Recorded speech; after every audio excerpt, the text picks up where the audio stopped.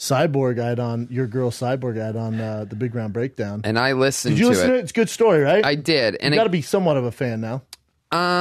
You know what? The only thing that I don't like, and I ended up getting, I listened to that episode, and the one thing that it's like, look, here's my theory, and that's that bullying, it's not bullying. If you're a celebrity, it's not bullying. And I think a lot of these fighters, and I've been seeing it lately, someone the other day was like, someone sent me sexual advances, right? Someone says to one of the fighters. Like a dick pic? Yeah, they're getting hit on. A female fighter? Yeah, one of the girls. And it's like, she guys, attractive? I can't remember. That's not sexual assault. It's like, these fighters are realizing that they're celebrities, I think, for the first time. And yeah, don't look at your Twitter. Don't look at your Instagram. I deal with it. I'm a comedian. It's everybody has it. If people know who you are, you're going to end up. If you're a public figure, you're saying. I'm just exactly. And is that fair to say? But so I'm trying to think how it could relate to. So let's say your special came. You're a different animal. You're a fucking roast master, and so let's say your special came out, your new special, and you get 1,000 comments like, the worst shit I've ever seen. Sure. It's gonna affect you a little bit. Yeah. You don't think that's a form of bullying? No, it's not bullying. People are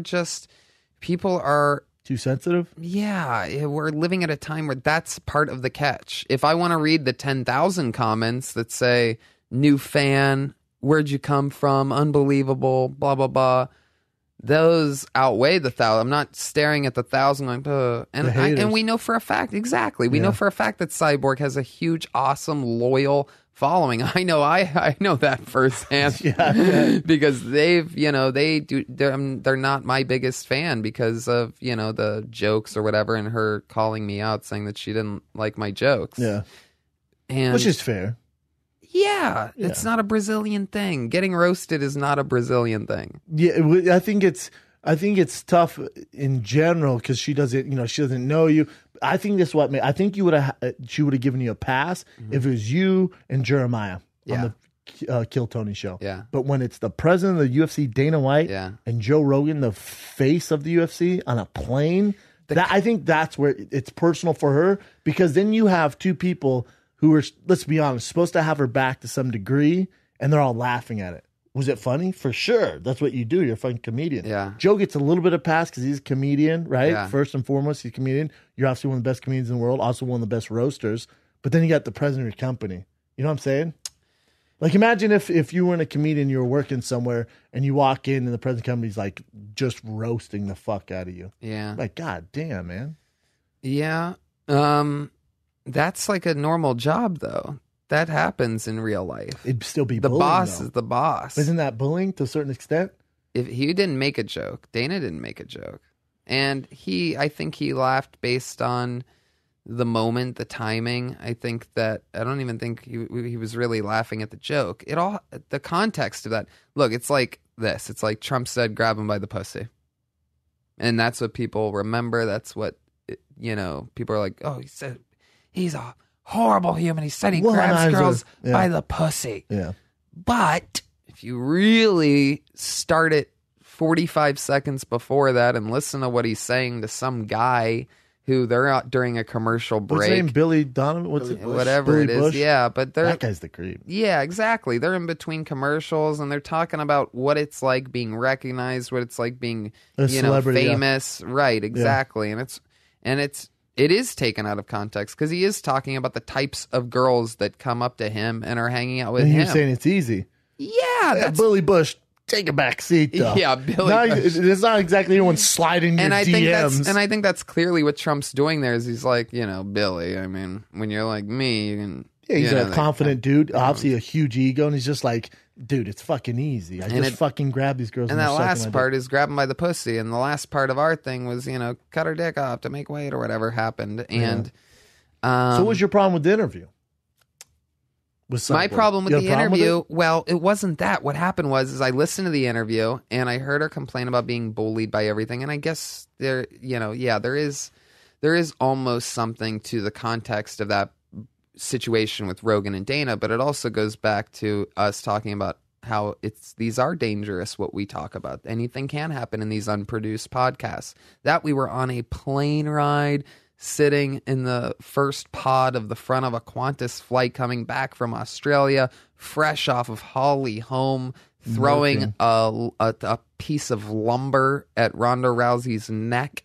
I mean, we're all coming off of this crazy ride, and you know, he was sort of an innocent bystander in that, with Rogan egging me on, saying we should do a UFC roast. Who would it all happen so quick? Yeah. Who would we roast, Joe? I don't know, Cyborg. And I go, well, where would we start? And you know what I mean? It like all happens so quickly that we also can't, as comedians, and this is an important part. Yes, we can't. The listeners that have a problem with that are the same people that laughed at a joke from a comedian this week that came up with a joke because he wasn't censoring himself, because he wasn't going, oh, what's the nicest way? You can't be worried about hurting feelings. Right. Yeah. Sometimes it's a risk that we live or die with, and, you know, you move forward. I can understand from both angles, and anyone knows me, I do not play both sides. I never play both sides. So I listened to the Cyborg thing, and I was sort of irked about it, but I didn't want to start anything or do anything. Yeah. But then 2 days later, she punches that girl. She punched her in the face. Yeah, that could have been a girl that's smaller. Oh, brother! And I'm not on her side. A girl. She's not that small, but a girl that was literally making fun of her, bullying her. Because the new form of bullying, and this is why I'm a little sensitive to it, because it happened with my cousin. The new form of bullying is cyberbullying. Because when we were kids, I get bullied at school. I'm like, fuck, what am I going to do? And I got to deal with it the next morning at school. I don't go, fuck, what am I going to do? Get home. I go online. I'm like, oh my God, it's here. And everyone gangs up on you. And then social media these days is so big. That's the worst form of bullying. Because now everyone sees it. It's just not the few students. Now everyone sees it. So in that case, and I defend Cyborg in this case, because that girl was constantly making fun of her online, trolling her. And remember, she's another professional fighter. Right. And she didn't think she was going to run into her. And I like it because there's going to be some repercussions for your actions. You really think that? I support it 100%. Because I'll tell you right now, if my kid is getting bullied at school, and he's like, Dad, this kid will not stop messing with me. I go, listen, you get suspended for like a day or two. I don't know, in this new day and age, you might go to prison for 12 years. What you're going to do is when he does that tomorrow, you sock him right in the face, and I guarantee you he stops. I agree. Guarantee you he stops. I agree with that. Now with this girl, we found out what kind of character she is. She keeps going. She got kicked out of her gym. Her own teammates were like, she's a bad person. Look, you know what I'm saying? Not saying but it's not professional fighter comedian. It's not like if you roasted me for crying in Comedy Central, I punch you in the face, then I'm the bully. If you're another professional fighter and you're roasting me on Twitter nonstop, vicious shit, and then we come face to face, and I'm like, I'm a professional fighter. You're a professional fighter. What do you want to do now? You know what I'm saying? But didn't it sort of look like a sucker punch too? Didn't it sort of feel like out of nowhere? You're a professional fighter though. Like you're talking like, you know what I'm saying? I guess. But I mean, it was like Paige Van Zandt. I'm like, all right, that's fucked up. She's a tiny little pretty thing. But like that girl's not small. And I'm not on the other girl's side. I'm just saying I find it strange that someone goes from being complaining about getting bullied to punching someone in the face that hasn't been flagged for steroids in the past. Yeah, but see, the steroid thing is like, how long do we hang on to that for?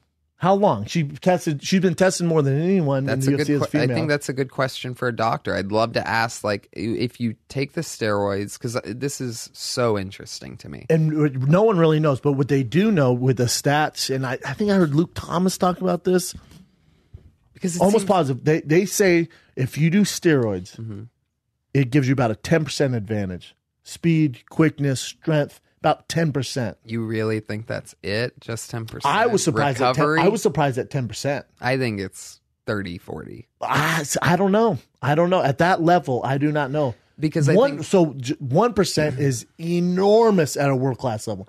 If you can get a 1% advantage on your fucking opponent, oh my God. In track and field, you're talking about huge distance.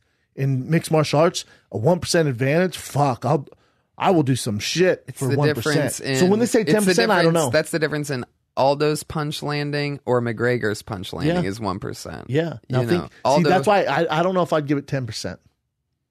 10% to me at that level is so high. Well, I mean, you also have to I'm just saying we have to factor in recovery. I mean, is the 10% that's the biggest thing? That's the biggest thing. So you got recovery, but the other thing is with Cyborg, so she failed once. Do we just chalk it up that all her accolades, all her hard work is from steroids? That's not fair. Maybe.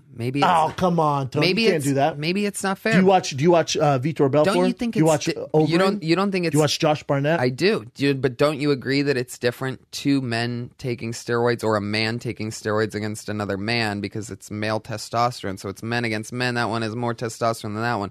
But a woman against a woman, if one of the women has male testosterone, that's totally standout different to me. It's going to be a bigger effect, for sure. Much Now, let me ask you this, effect. Tony. Huge Do effect. you think, yeah, out of Cyborg's entire career, none other female has ever done steroids that she fought?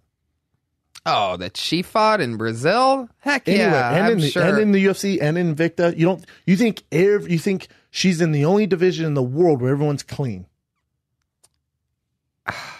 I mean, there's no way you're taking this long to think about. I'm trying to scan my mind. Look here. Let me tell you why.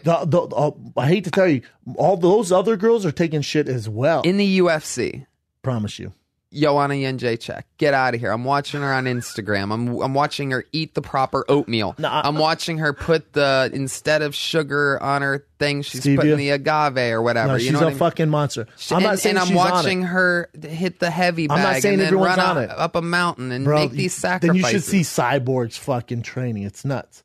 When she does 50 miles a day and they're like, what are you doing?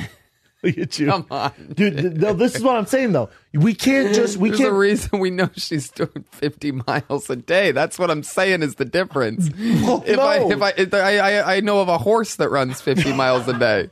It's got a lot of testosterone running through it. It's a horse. God damn it, Tony. I'm saying you can't just chalk up everything she did to steroids. That's not fair. Because then you got to do that for most of the athletes that you enjoy. I promise you, most of them have dabbled in illegal supplements or have been convicted of illegal supplements. Convicted? Look, the guy, and I get it. Who's your favorite fighter? Nate Diaz. Joanna Jędrzejczyk and Nate Diaz. And Nate Diaz eats fish. He's a pescatarian. He's a pescatarian.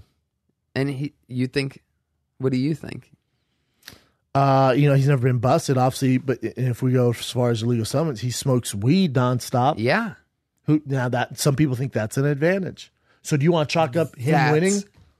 Crazy. I agree.